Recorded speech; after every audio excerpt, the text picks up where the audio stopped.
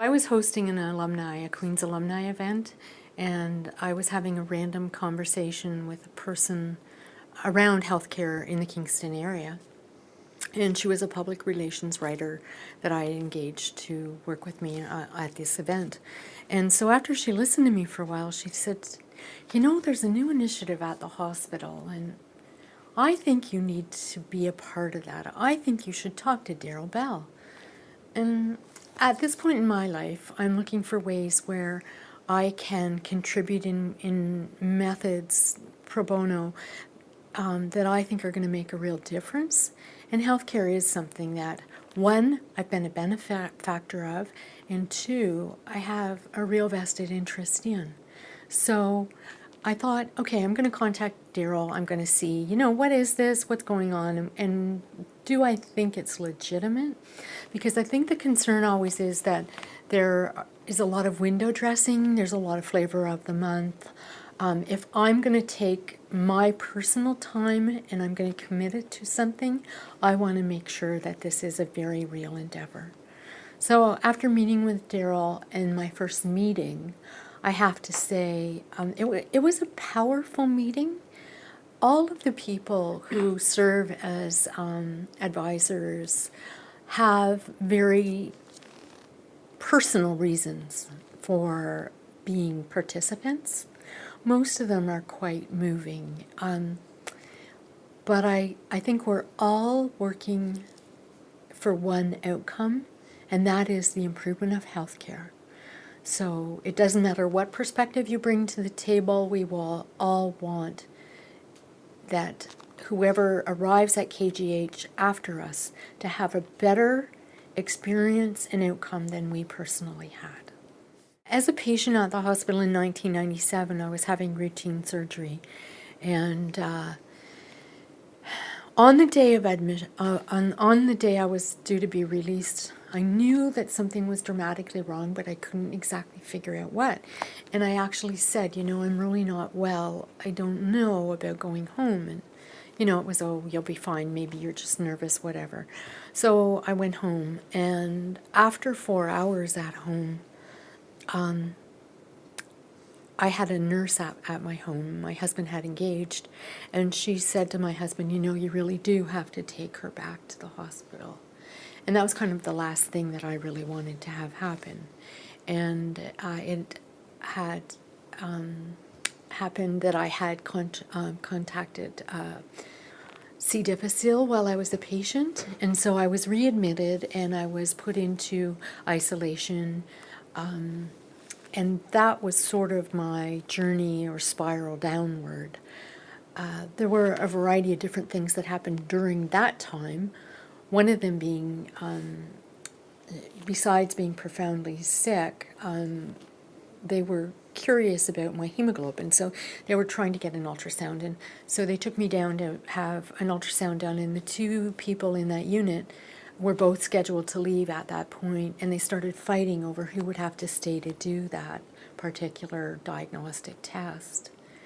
And I just said, I really don't want either of you to have to stay. Please contact the head of the department. I need to speak with him. So, the whole experience at that point was very negative, and I was at a point in my own personal health that I didn't feel empowered to really take anything on. I wasn't strong enough to be able to do that and to be able to recover. So we kind of left that alone. And then, fast forwarded to another experience at Kingston General where I'm on a unit. I've had bilateral knee replacement, so I'm not ambulatory, and I have someone bring me a bedpan. And they were having a party at the nursing station at that particular time, a birthday party for someone. And it was around 9 in the evening. So I got the bedpan, and I had been pumped with lots of antibiotics. So, I had an urgent need to void. So when she came back, I said, you might want to put 2 hands on the bedpan because it's really full. And she said, I don't need to worry about that. She pulled it, and the whole thing dumped in the bed. And then I thought, okay, this has really gone sideways. So she just stuffed a bunch of blue pads under me, and I laid in that bed all night. And so these were the kinds of things. And I thought about them and I thought, I must be crazy. This can't really be happening, can it? Am I making more of this than it actually is? But those were the stories I talked about when I was speaking to my colleague, and those are the things I told her, and she said, then that's when I should get involved. And at this point, I've had a good period of recovery, and I'm at a place professionally where I'm able to devote some time to the hospital. And so I think if you want to really see genuine change, you have to be prepared to make the investment yourself as a patient or a consumer of healthcare. So, I mean, those are some of the things that have happened to me. And I really don't think that healthcare today needs more funding. I don't think anybody's going to walk around and turn the tap on and more money's going to be poured out over it. I don't even think that's prudent or wise. What I actually think is what we need to do is improve dramatically communication among all of the providers, and also the communication that we have between patients and all our healthcare providers. I guess patient advisors are visible in so many different ways now that it's hard for me to just isolate what we do, but we've been very active and very involved in the moving of patient records from the nursing station, which I'm sure you're familiar with, to just adjacent to the patient room. So we're going to have a drop-down desk now, and that will force whoever is consulting your record to be in closer proximity to you. It's going to eliminate some of the distance. It's more likely you will be able to speak to that person in a more personal way for a longer period of time, should you wish to do it. I think often people write orders, they sit at the desk, they do a lot of things, but they don't really give the patient themselves very much time or consideration. I think it has a lot to do with workflow, how busy everyone is or perceives they are. And I think actually speaking to a patient can bring the kinds of benefits and rewards that treating them as a case will not do.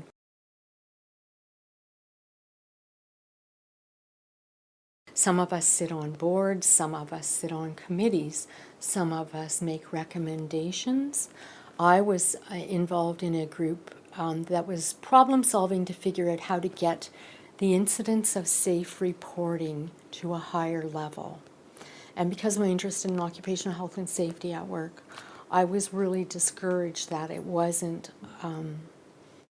common practice, or it wasn't something that was easy for people to do. Sitting in that room, I found that, there was a lack of resources, there was a lack of time.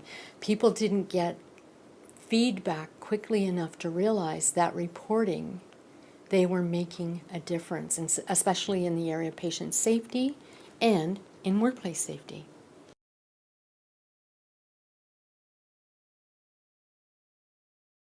I think the things that I would like to see most in the future are changes on a couple of levels that I'm also working at. One of them has to do with undergraduate medical education, and I think that that's the place we need to start talking about the patient.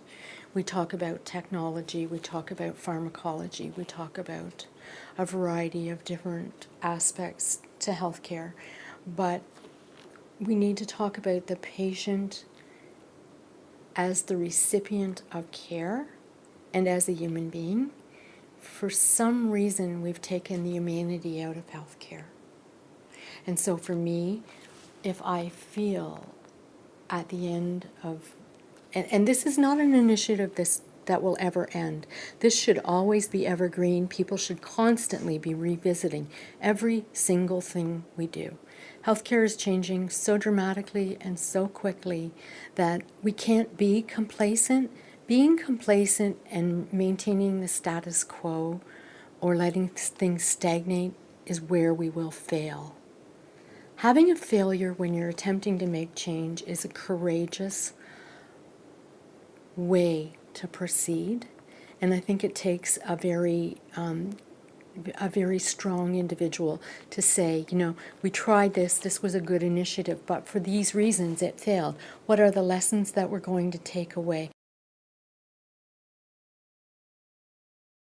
The things that we've had an impact on are infection rates, the posting of infection rates, even just breaking down a culture of silence where we don't talk about infections. Now,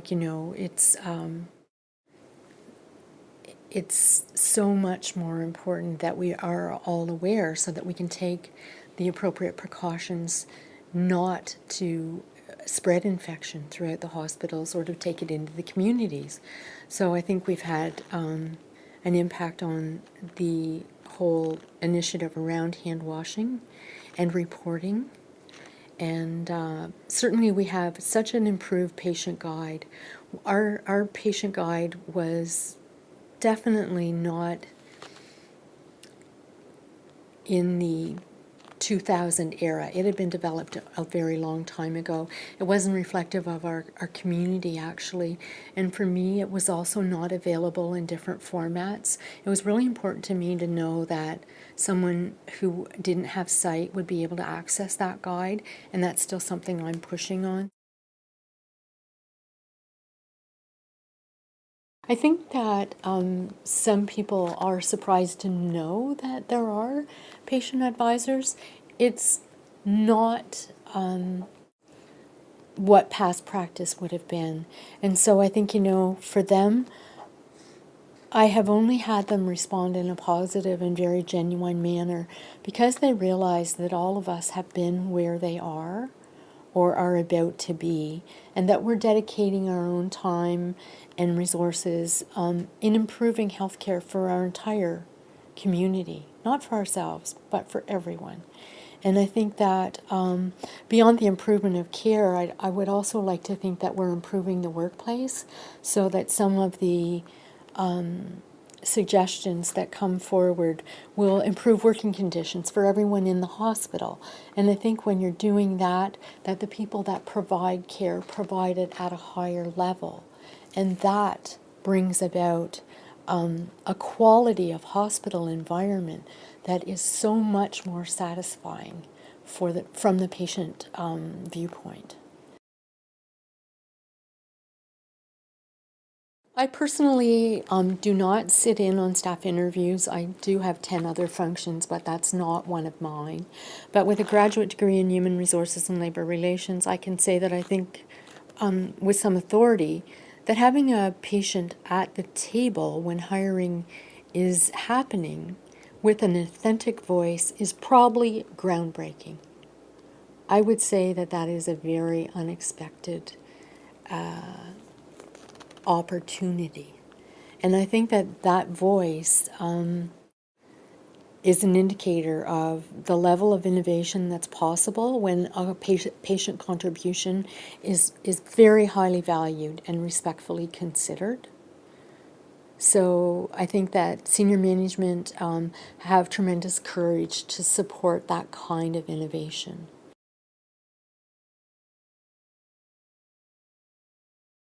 This is a bit contagious. I think it is starting to happen. I honestly believe that this would not have been possible at KGH unless it was, and I can speak from my own personal experience, in the ashes. There was nothing to be lost. We had nowhere to go but up. That was kind of partnered with the new chief executive officer. That was the perfect time. So the stars aligned for us to have success.